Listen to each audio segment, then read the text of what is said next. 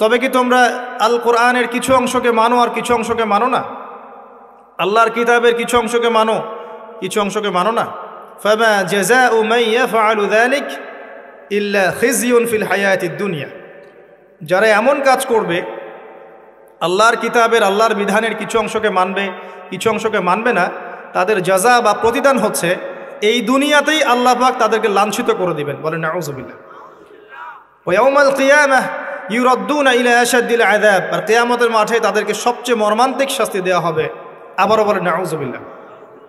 বাস্তবতা দেখেন, 90% মুসলিমের কান্ট্রি বলি আমরা, নিজে আপনি দেখবেন 90% মানুষ নামাজ পড়ে না। পরিসংখ্যানটা একটু কম বেশি হতে পারে, 80% হতে পারে, আমার মনে হয় না এর বেশি হবে। চিত্র দেখার জন্যে মসজিদে গেলেই যথেষ্ট। একটা এলাকার জনসংখ্যার পরিসংখ্যান করা যায় না আদমশুমারিতে? আপনি হিসেব করে দেখেন যে আপনার এই উপজেলা বলেন বা জেলা বলেন, এটা কোন জায়গায় আমি ঠিক বলতে পারছি না আর কি, পীরগঞ্জ, জাহাঙ্গীরাবাদ, এই জায়গায় নিশ্চয়ই মানুষের সংখ্যা আছে, গভর্নমেন্টের কাছে আছে না? আদমশুমারি আছে। আদমশুমারি নেন, মসজিদের সংখ্যা হিসাব করেন, এবং আপনি প্রত্যেকটা মসজিদে একটা করে প্রতিনিধি পাঠান। পাঠিয়ে দেখেন ফজর এবং এশার নামাজে কয়জন মুসল্লি এসেছে, বা 5 ওয়াক্ত নামাজে কয়জন মুসল্লি এসেছে। জুমার নামাজ দিয়ে হিসাব করবেন না, জুমার নামাজে মুনাফিকরাও নামাজ পড়তে যায়। ঈদের নামাজ দিয়ে হিসাব করবেন না, তারাবির নামাজ দিয়ে হিসাব করতে হবে না। অনেক বেরোজাদারও তারাবির নামাজ পড়ে, এবং সেখানে গিয়ে ভুল ধরা শুরু করবে, এটা ঠিক নাই, ওটা ঠিক নাই, দেখবেন মসজিদে হই হুল্লা করবে, অথচ 5 ওয়াক্ত নামাজে নাই। এমনই হয় বাস্তবতা। আর যারা 5 ওয়াক্ত নামাজ পড়ে দেখবেন বিনয়ী হয়, অহংকার মুক্ত হয়, নীরব থাকে, ঝামেলা এড়িয়ে চলে।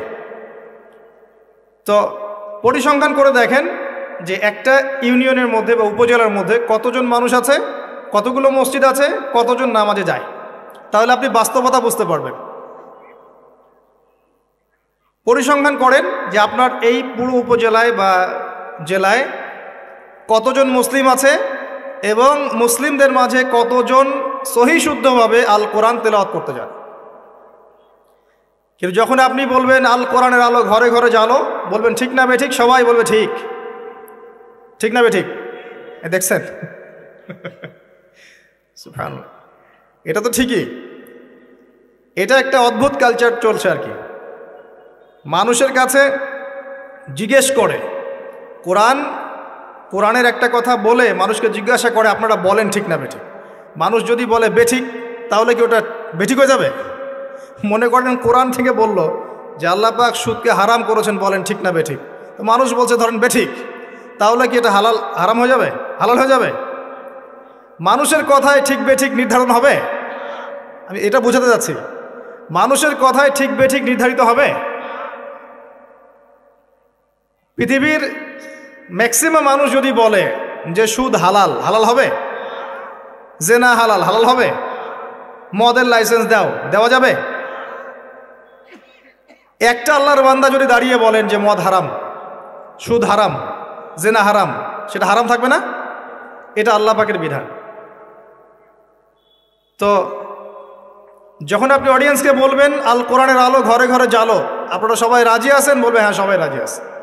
প্রত্যেকের ঘরগুলো ঘুরে দেখেন, প্রত্যেকটা ঘরে একটা করে মানুষ পান কিনা যে পবিত্র কোরআন বিশুদ্ধ করে তেলাওয়াত করতে চান।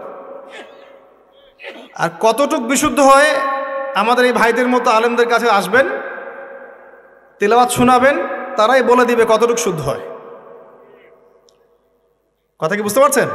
আমি আপনাকে বাস্তবতা আগে দেখাচ্ছি, মুসলিমদের করণীয়তে পড়ে যাচ্ছে। আর আপনি মাথায় রাখেন, আমরা বলি যে এটা 90% মুসলিমের দেশ। এবার আসেন, যারা কোরআন পড়া জানে বা যারা হাফেজে কোরআন হয়েছে, বা যারা জীবনে অন্তত কোরআনটা বিশুদ্ধ করে তেলাওয়াত করা শিখেছেন, তাদের মধ্যে কত % মানুষ কোরআনের অর্থটা জানে? এটা আবার একটা পরিসংখ্যানের বিষয়। যারা মাদ্রাসা ব্যাকগ্রাউন্ডে পড়েন তাদের কথা ডিফারেন্ট, কিন্তু বাংলাদেশে প্রচুর মানুষ, কয়েক কোটি মানুষ কিন্তু জেনারেল ব্যাকগ্রাউন্ড থেকে আমরা পড়াশোনা করে বের হই। তাদের মধ্যে কতজন মানুষ কোরআন জীবনে পড়েছে, অর্থ বুঝেছে, বা 10টা-20টা সূরা মুখস্থ করেছে খুঁজে বের করেন। 20-30 বছর পড়াশোনা করেও দেখবেন ওযুর ফরজ কয়টা জানে না, নামাজের ফরজ কয়টা জানে না, যাকাতের নিসাব বলতে পারবে না। জিজ্ঞাসা করেন এখন আরবি কোন মাস চলছে বলতে পারবে না। কোনো সম্পর্কই নাই দিনের সাথে।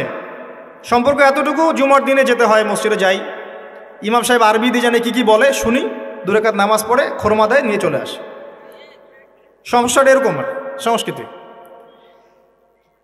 তো কোরআন কেন্দ্রিক চিন্তা করেন। আবার দেখেন যারা কোরআন আমরা টুকটাক বুঝি ভাঙাচোরা, আমরা আবার কোরআনের আদেশ এবং নিষেধ কতটুকু মেনে চলি এটা একটা বড় বিষয়।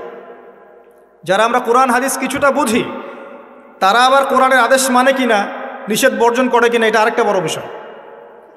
বাস্তবতা এমন।